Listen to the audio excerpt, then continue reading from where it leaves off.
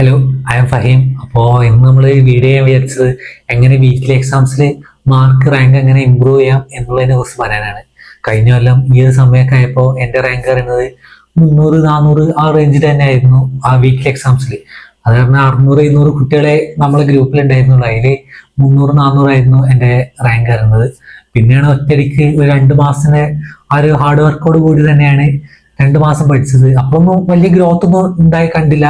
പിന്നെ ഒറ്റയടിക്കാണ് 1ാം റാങ്കിലേക്ക് എത്തുകയും പിന്നെ കോൺസ്റ്റന്റ് ആയിട്ട് 10ന്റെ ഉള്ളിൽ തന്നെ നിലനിൽക്കാൻ സാധിച്ചത്. അങ്ങനെയാണ്.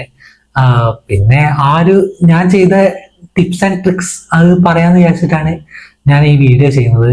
അപ്പോൾ നിങ്ങൾക്ക് ഹെൽപ്ഫുൾ ആവുകയാണെങ്കിൽ നിങ്ങൾ ട്രൈ ചെയ്യുക, അല്ലെങ്കിൽ ജസ്റ്റ് ഇതിൽ കൂടെ വിടുന്ന മാതിരി ജസ്റ്റ് സ്കിപ്പ് ചെയ്ത് പോകണം. അല്ലാതെ നമ്മൾ റിസ്ക് എടുക്കരുത്. ആ ഒരു ഇതിൽ നമുക്ക് കുറച്ച് സമയമേ ഉള്ളൂ. അപ്പോൾ റിസ്ക് എടുക്കാൻ ഒരിക്കലും ഇതാവരുത്. നമ്മൾ ഹെൽപ്ഫുൾ ആവുകയാണെങ്കിൽ മാത്രം അത് കണ്ടിന്യൂ ചെയ്യുക എന്നുള്ള രൂപത്തിൽ നിൽക്കുക. അപ്പം ഫസ്റ്റ് ഞാൻ ചെയ്തത് കോൺഫിഡൻസ് ഇമ്പ്രൂവ് ചെയ്യുക. കോൺഫിഡൻസ് ഇമ്പ്രൂവ് ചെയ്യുക പറയുമ്പോൾ നമ്മൾ കോൺഫിഡൻസ് ഭയങ്കര ഒരു പ്രധാനപ്പെട്ട ഒരു ഫാക്ടറാണ്. നമ്മൾ തന്നെ വിചാരിച്ചാൽ മതി കോൺഫിഡൻസ് ഇമ്പ്രൂവ് ചെയ്യണം. അപ്പോൾ അതിന് വേണ്ടിയിട്ട് നമ്മൾ തന്നെ വിചാരിച്ച് അത് ചെയ്താൽ മതി. കോൺഫിഡൻസ് വേണം. കോൺഫിഡൻസ് കളയുന്ന ഒരു സംഭവത്തിലേക്കും നമ്മൾ പോവാതൊക്കെ ആൾക്കാരെ വർത്താനാണെങ്കിലും ആ ഒരു സംസാരമൊക്കെ നമുക്ക് ചിലപ്പോൾ കോൺഫിഡൻസ് ഒക്കെ കുറയ്ക്കുന്ന സംഭവമൊക്കെ ഉണ്ടാവും. അതൊക്കെ മൈൻഡ് ചെയ്യാതെ വെക്കുക. അങ്ങനെ തന്നെയാണ് കോൺഫിഡൻസ് ഇമ്പ്രൂവ് ചെയ്യുക. പിന്നെ നമ്മൾ ചില ക്വസ്റ്റ്യൻസ് ഒക്കെ ചെയ്യുമ്പോൾ നമുക്ക് ഭയങ്കര കോൺഫിഡൻസ് ഒന്ന് താന്നിട്ട് പോകും. അപ്പോൾ അരിഹന്ത് അങ്ങനത്തെ കുറച്ച് ടൈപ്പ് ഓഫ് ബുക്കുകൾ ഭയങ്കര ഹെവി ലെവലേക്കാണ്. ജെഇ അഡ്വാൻസ് ആ ഒരു ഹെവി ലെവലിൽ പഠിക്കണം എന്നാണ് ഇക്കൊല്ലം പറയേണ്ടത് മിക്കവാറും ചാൻസസ്. കാരണം 2025 ഇത് കണ്ടില്ലേ, എക്സാം പാറ്റേൺ ഒക്കെ പക്ക ചേഞ്ച് ആയി. അപ്പോൾ എന്നാലും ആ ഒരു ജെഇ അഡ്വാൻസ് ആ റേഞ്ചിലേക്ക് പോവാതിരിക്കുക. ഭയങ്കര ടാസ്ക് ആയിട്ടുള്ള ക്വസ്റ്റ്യൻസ് ഒന്നും നമ്മൾ അധികം ആദ്യം തന്നെ കാണേണ്ടതില്ല. നമ്മൾ കുറച്ചും കൂടി കോൺഫിഡൻസ് ഒക്കെ കൂടി ആ ഒരു ക്വസ്റ്റ്യനിലേക്ക് നമുക്ക് എത്തി നമുക്ക് ചെയ്യാൻ കഴിയും എന്നുള്ള ഇതിൽ നിൽക്കുകയാണെങ്കിൽ നമുക്ക് എന്തായാലും അതിലേക്കൊക്കെ പോകുന്നതാണ് നല്ലത്. അപ്പോൾ ആദ്യം തന്നെ നമ്മൾ കോൺഫിഡൻസ് കുറയുന്ന ഒരു സംഭവത്തിലേക്ക് നമ്മൾ പോവാതെക്കുക. അതാണ് നമ്മൾ ആദ്യം ചെയ്യേണ്ടത്. പിന്നെ എക്സാമിലാണെങ്കിലും കോൺഫിഡൻസ് ഭയങ്കരമായിട്ട് ഇമ്പ്രൂവ് ചെയ്തിട്ടാണെങ്കിൽ അതിൻ്റെതായിട്ടുള്ള മെച്ചങ്ങൾ നമുക്കുണ്ട്. കാരണം നമ്മളൊരു പാറ്റേൺ ചേഞ്ച് ചെയ്താൽ അപ്പോൾ സിമ്പിൾ എക്സാം നമ്മൾ പ്രാക്ടീസ് ചെയ്ത് വന്ന ആളാണെങ്കിൽ ആ ടഫ് എക്സാം ആയാൽ നമ്മൾ അതിൻ്റെ പതറിപ്പോവും. ചില ആൾക്കാരൊക്കെ അവിടെ സ്റ്റെക്കായിട്ട് കരയാനും എക്സാം ഹാളിൽ നിന്ന് കരയാനും നീറ്റ് എക്സാം ഹാളിൽ നിന്ന് കരഞ്ഞിട്ടൊന്നും ഒരു കാര്യമില്ല. നമ്മൾ OMR മാത്രമേ NT കൊടുക്കും. നമ്മൾ എക്സാം ഹാളിൽ നിന്ന് കരഞ്ഞോന്നോ എന്ത് പഠിച്ചോന്നോ ഒന്നും നമ്മളതൊന്നും അതിന് മെഷർ ചെയ്യുന്നില്ല. എക്സാം ഹാളിൽ നിന്ന് നമ്മൾ OMR എന്ത് എഴുതി അത് മാത്രമേ NT കിട്ടുന്നുള്ളൂ നമ്മളെ വാല്യുവേറ്റ് ചെയ്യാൻ. അപ്പോൾ അതൊക്കെ നമ്മൾ മനസ്സിലാക്കുക. അപ്പോൾ ആ രീതിയിൽ തന്നെ നമ്മൾ കോൺഫിഡൻസിനെയും ഇമ്പ്രൂവ് ചെയ്ത് കൊണ്ടുപോകുക. അത് പഠിക്കുമ്പോഴാണെങ്കിലൊക്കെ കോൺഫിഡൻസ് കൂടുതലാണെങ്കിൽ നമുക്ക് മനസ്സിലാക്കാനും ഒക്കെ വളരെയധികം എളുപ്പമായിരിക്കും. അല്ലെങ്കിൽ കോൺഫിഡൻസ് ഇല്ലാതെ നമ്മളിങ്ങനെ വായിക്കുന്നതിന് വീണ്ടും വീണ്ടും വായിക്കാന്നല്ലാതെ വലിയൊരു ഉപകാരം ഉണ്ടാവും തോന്നുന്നില്ല. പിന്നെ പറയേണ്ടത് പഠിക്കുന്ന ഇതാണ്. ഞാൻ പഠിക്കുന്ന ഇത് യൂസ് ചെയ്തത് ഒന്ന് ബയോളജി പഠിക്കാൻ പക്ക NCERT മാത്രമേ ഞാൻ യൂസ് ചെയ്തിട്ടുള്ളൂ. പുറത്തുനിന്ന് ഒരു മെറ്റീരിയലോ ഈവൻ നോട്ട് പോലും ഞാൻ ക്ലാസ്സിന് പോലും എഴുതാറില്ല. പലപ്പോഴും ചീത്തൊക്കെ കേട്ടിട്ടുണ്ട്. പക്ഷെ എനിക്ക് നോട്ട് ആവശ്യമില്ല എന്നുള്ള രൂപത്തിൽ തന്നെയാണ് ഞാൻ നിന്നത്. കാരണം ഔട്ട് പഠിക്കാനോ അതിന് മാത്രമുള്ള ഒരു സമയം എൻ്റെ രീതിയിൽ ഇല്ലായിരുന്നു. കാരണം പെട്ടെന്നൊരു ഗ്രോത്ത് വേണം എന്ന് ഇങ്ങനെ എക്സാമിന് പെട്ടെന്നൊരു ഗ്രോ വേണം എന്ന് ആഗ്രഹിച്ച് പഠിച്ച ഒരാളാണ്. അപ്പൊ ഞാൻ ഔട്ടിലേക്കൊന്നും കാര്യമായിട്ട് തീരെ ഫോക്കസ് ചെയ്തിട്ടില്ല. ഔട്ട് വന്ന കഴിഞ്ഞ കൊല്ലത്തെ 3 ദിവസത്തെ ഔട്ടൊന്നൊക്കെ ഞാൻ തെറ്റിച്ചിട്ടുണ്ട്. പക്ഷെ ബാക്കിയുള്ള ഇന്നൊക്കെ അധികം ഞാൻ ശരിയാക്കിയിട്ടുണ്ട്. ആകെ ടോട്ടൽ 4 ക്വസ്റ്റ്യനോ എന്തോ തെറ്റിയിട്ടുള്ളൂ. ബാക്കിയുള്ളതൊക്കെ ഞാൻ ശരിയാക്കിയിട്ടുണ്ട് ബയോളജി കഴിഞ്ഞെല്ലാം. അപ്പോൾ നമ്മൾ മാക്സിമം ബയോളജി ഇന്നാണ് പഠിക്കേണ്ടത്. പിന്നെ ഔട്ട് പഠിക്കുകയാണെങ്കിൽ ഇന്നൊക്കെ പഠിച്ച് പക്ക NCERT ഏത് ക്വസ്റ്റ്യൻ വന്നാലും നമ്മൾ ചെയ്യും. എങ്ങനെ തിരിഞ്ഞു മറിഞ്ഞും കൺസെപ്ഷ്യലായിട്ട് എങ്ങനെ വന്നാലും നമ്മൾ ചെയ്യും എന്നുള്ള ലെവലിലാണെങ്കിൽ മാത്രം പുറത്തോട്ട് പോയാൽ മതി എന്നാണ് എൻ്റെ അഭിപ്രായം. പിന്നെ ക്വസ്റ്റ്യൻ ചെയ്യണം. ഓഫ്കോഴ്സ് നമ്മളെ കൺസെപ്റ്റ് റെഡി ആവാനും ഇങ്ങനെയൊക്കെ ഇതിൽ നിന്ന് ക്വസ്റ്റ്യൻ വരാം എന്നുള്ളതൊക്കെ മനസ്സിലാക്കാൻ വേണ്ടിയിട്ട് ബയോളജി ക്വസ്റ്റ്യൻ ചെയ്യണം. അത് വളരെയധികം ഹെൽപ്ഫുൾ ആണ്. പിന്നെ പറയേണ്ടത് കെമിസ്ട്രിയാണ്. കെമിസ്ട്രി പല രീതിയിലാണ് പല ആൾക്കാരും പഠിച്ചെടുത്തിട്ടുള്ളത്. എല്ലാം അങ്ങനെ തന്നെ ആണെങ്കിൽ കൂടി പക്ഷേ കെമിസ്ട്രി ചിലവര് ഓർഗാനിക് മാത്രം NCERT വായിക്കും, ചിലവര് ഇൻഓർഗാനിക് മാത്രം NCERT വായിക്കും, ചില അങ്ങനെ പല ടൈപ്പിൽ പഠിക്കുന്ന ആൾക്കാരെ ഞാൻ കണ്ടിട്ടുണ്ട്. ഞാൻ സത്യം പറഞ്ഞാൽ NCERT അങ്ങനെ വായിച്ചിട്ടൊന്നുമില്ല. ആകെ ഇക്വലിബ്രിയം അങ്ങനെ 2-3 ക്വസ്റ്റ്യൻ മാത്രമേ ചാപ്റ്റേഴ്സ് മാത്രമേ ഞാൻ NCERT റെഫർ ചെയ്തിട്ടുള്ളൂ. പക്ഷേ അതിലാണെങ്കിലും ലാസ്റ്റൊക്കെ മോഡൽ എക്സാം ആ ടൈമിലൊക്കെ ഞാൻ അത് മറന്നിട്ടുമുണ്ട്. പിന്നെ അത് റിവൈസ് ചെയ്യാനോ അങ്ങനെ ഒരു ടൈമൊന്നും എനിക്ക് കിട്ടിയിട്ടില്ല പേഴ്സണലി. പിന്നെ ക്വസ്റ്റ്യൻ ചെയ്യുക, മാക്സിമം ഞാൻ ക്വസ്റ്റ്യൻ ചെയ്തിട്ടുണ്ട്. ഞാൻ മാസ്റ്റർ NCERT കെമിസ്ട്രി ചെയ്തിട്ടുണ്ട്, വളരെയധികം ഹെൽപ്ഫുൾ ആയിരുന്നു മാസ്റ്റർ NCERT. കാരണം NCERT ബേസ്ഡ് ക്വസ്റ്റ്യൻ ആണ്. നമ്മളത് ജസ്റ്റ് ഇങ്ങനെ നോക്കിയിട്ട് ഇങ്ങനെ പേരൊക്കെ ചോദിക്കുന്നുണ്ട് എന്നൊക്കെ മനസ്സിലായാലേ നമുക്ക് ഈ ക്വസ്റ്റ്യൻ നമുക്ക് പഠിച്ചു വെക്കാം എന്നുള്ളത് നമുക്ക് മനസ്സിലാവും. അപ്പൊ അതൊക്കെ നമ്മൾ ട്രൈ ചെയ്തത് നല്ലതാണ് മാസ്റ്റർ NCERT. പിന്നെ ബ്രില്യൻ്റിലെ മെറ്റീരിയൽ ആണ് മെയിൻലി ഫോക്കസ് ചെയ്യേണ്ടത്. അത് ഏത് സബ്ജക്റ്റ് ആണെങ്കിലും, ബയോളജി ആണെങ്കിലും കെമിസ്ട്രി ആണെങ്കിലും ഫിസിക്സ് ആണെങ്കിലും ബ്രില്യൻ്റിലെ മെറ്റീരിയൽ കഴിഞ്ഞിട്ട് ബാക്കിയുള്ള ഏക്കും നമുക്ക് പോകാൻ പറ്റുള്ളൂ, അങ്ങനെ പോകാവൂ എന്നാണ് ഞാൻ പറയുന്നത്. പിന്നെ പറയേണ്ടത് ഫിസിക്സ് ആണ്. ഫിസിക്സ് കുറച്ച് മാത്തമാറ്റിക്കൽ സ്കില്ലൊക്കെ ആവശ്യമുണ്ട് എന്നാണ് ഞാൻ മനസ്സിലാക്കുന്നത്. പിന്നെ അതിന് ബേസിക്സ്, മാത്സിന്റെ ബേസിക്സിന്റെ ക്ലാസ്സുകളൊക്കെ ആപ്പിൽ അപ്ലോഡ് ചെയ്തോളും. അപ്പോൾ ഉണ്ടാവും, അത് നമ്മൾ കാണുന്നത് വളരെയധികം ഹെൽപ്ഫുൾ ആണ്. കാരണം മാത്സ് നമ്മൾ ആ സ്കില്ലൊക്കെ പ്രോബ്ലം പെട്ടെന്ന് ചെയ്താൽ അത്രക്കാലം ടൈം നമ്മൾ ഗെയിൻ ചെയ്യാണ്. കാരണം ടൈമിന് ഭയങ്കര ഇമ്പോർട്ടൻസ് ഉള്ള ഒരു സംഭവമാണ് ഈ എൻട്രൻസ് എക്സാം എന്ന് പറയുന്നത്. അപ്പോൾ നമ്മൾ മാക്സിമം ഫിസിക്സ് ഇതാണ് ചെയ്യേണ്ടത്. പ്രോബ്ലം പെട്ടെന്ന് ചെയ്തു തീർക്കുക, കറക്റ്റും ആവണം എന്നുള്ളതാണ് മനസ്സിലാക്കേണ്ടത്. നമ്മൾ എന്തെങ്കിലും ചെയ്ത് തെറ്റിക്കുക എന്നുള്ളതല്ല, കറക്റ്റായിട്ട് ചെയ്യണം, ആ ഒരു ടൈമിൽ കറക്റ്റായിട്ട് ചെയ്യണം എന്നുള്ളത് ശ്രദ്ധിക്കുക. പിന്നെ കൂടാതെ കൺസെപ്റ്റാണ് ആദ്യം തറവാക്കേണ്ടത്. നമ്മൾ ക്ലാസ് എടുക്കുമ്പോൾ തന്നെ പക്കായിട്ട് ശ്രദ്ധിച്ച്, അത് ഏത് വിഷയമാണെങ്കിലും ക്ലാസ് എടുക്കുമ്പോൾ തന്നെ പക്ക ശ്രദ്ധിച്ച് ഇങ്ങനെ സോൾവ് ചെയ്ത്, അത് എങ്ങനെയാണ് സോൾവ് ചെയ്യുന്നത്, നമ്മൾ ബ്രെയിൻ ഫുൾ വർക്ക് ചെയ്യണം. ക്ലാസ്സിന് ചിലപ്പം സാർമാരും പടി നമ്മളെ മുന്നിൽ ഉണ്ടാകുമ്പോൾ നമ്മളെ ബ്രെയിൻ ഫുൾ വർക്കാവും. അപ്പം പക്ക ഇൻവോൾവ് ആയിട്ട് ചെയ്യുക എന്നുള്ളതാണ് ശ്രദ്ധിക്കേണ്ടത്.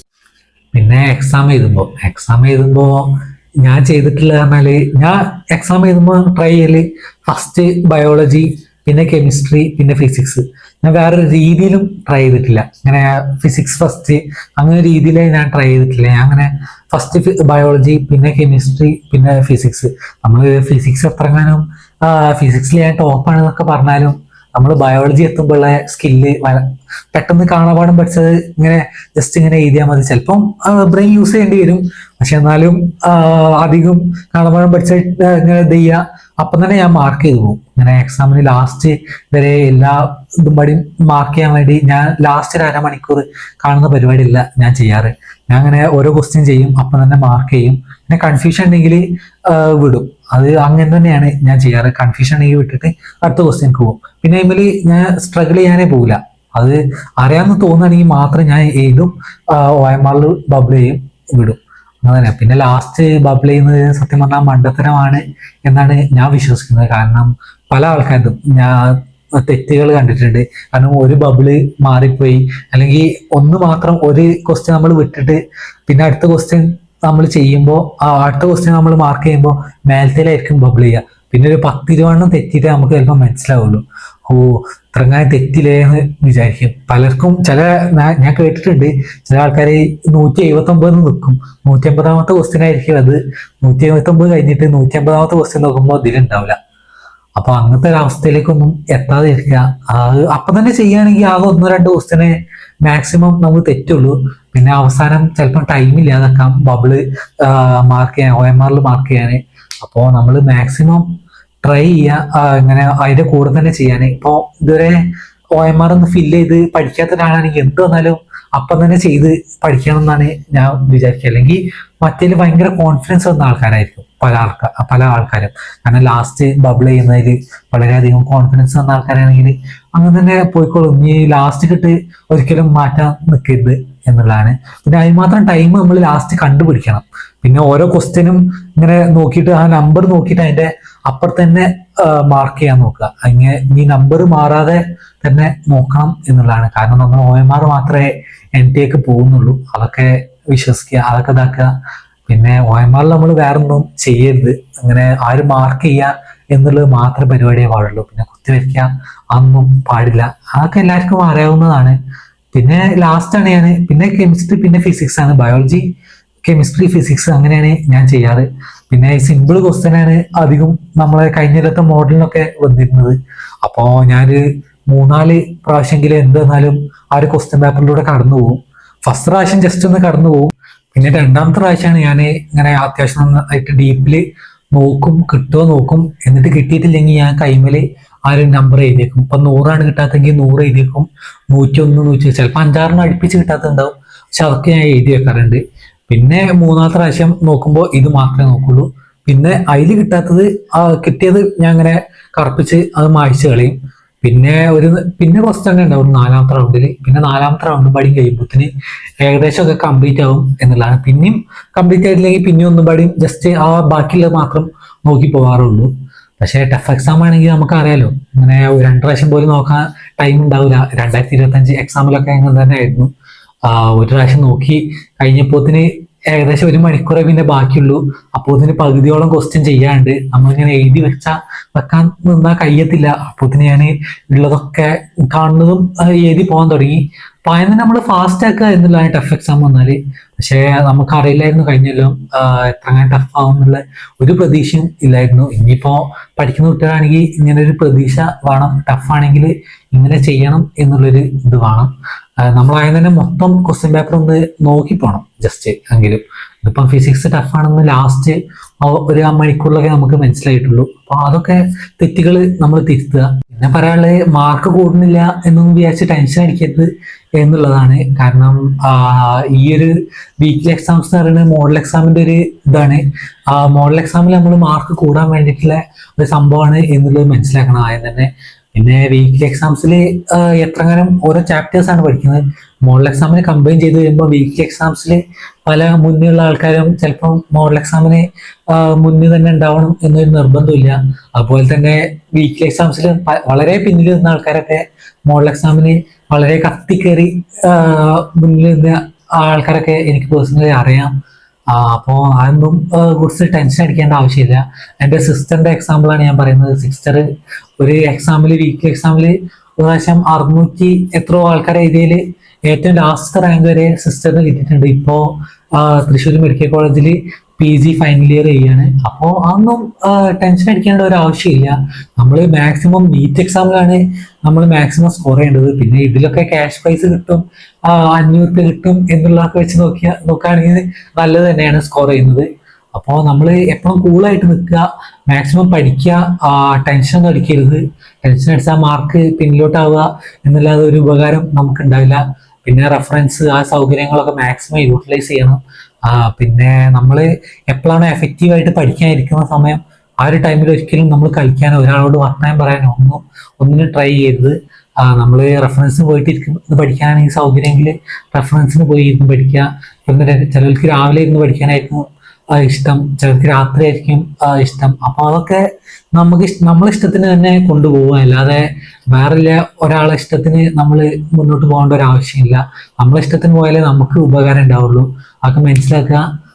പിന്നെ എല്ലാവരും ലോകം മൊത്തം കൂടെ ഉണ്ടാവും. നിങ്ങളൊരു കാര്യം ആഗ്രഹിച്ചാൽ ഞാൻ കഴിഞ്ഞ വീഡിയോയിൽ പറഞ്ഞതുപോലെ മാക്സിമം ട്രൈ ചെയ്യുക. എല്ലാവർക്കും കിട്ടട്ടെ എന്ന് ആശംസിക്കുന്നു. All the best.